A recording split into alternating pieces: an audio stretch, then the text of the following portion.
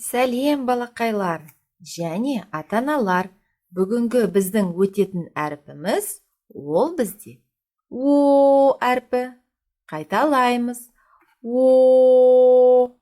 Аузымыз біздің кеңінен ашылып айтылады. О. Жақсы. Одан басталатын сөздерді бірге айтайық. Мынау не? Орындық. Орындық. Дұрыс. Келесі. Мынау не? От. Дұрыс. Келесі. Мынау не? Ойыншық. Ойыншық. Дұрыс. Енді бірге оқып көрейік. О.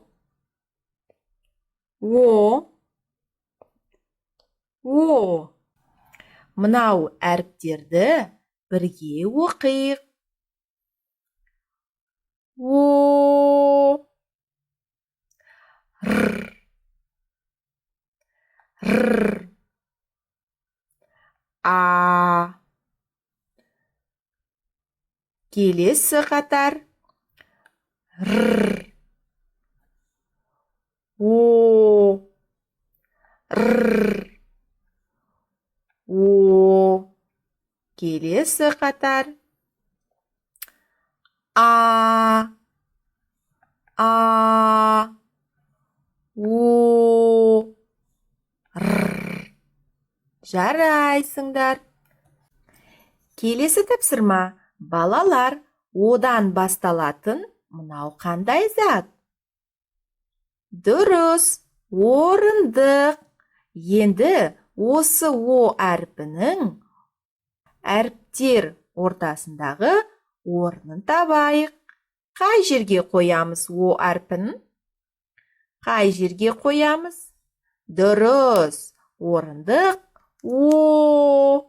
Мына жерге о әрпін қоямыз. Жарайсыңдар.